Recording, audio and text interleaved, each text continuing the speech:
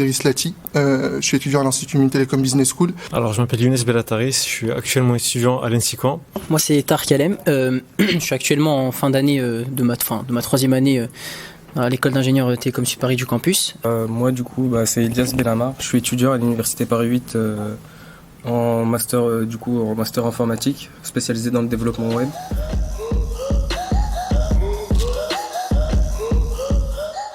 Enclave, qu'est-ce que c'est? Très rapidement, c'est l'idée de mettre en relation des personnes qui ont un PC très performant et des personnes qui n'en ont pas. L'idée est très simple.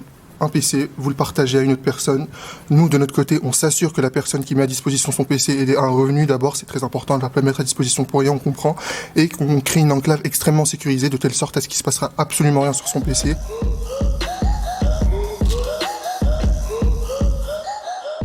C'était 2 mois assez intenses, déjà parce que quand je me suis lancé sur le projet, je m'imaginais pas aller à fond dessus, mais en fait les coachs sont tellement derrière nous, c'est-à-dire qu'ils nous donnent des conseils tellement précieux qu'on se dit qu'on ne veut pas de un les décevoir, parce que j'ai pu parler avec pas mal de coachs et chacun a son expertise, donc ça c'est quelque chose de formidable. Le suivi vraiment il a été incroyable, c'est-à-dire que j'ai des connaissances aujourd'hui qui me serviront tout le temps dans ma vie.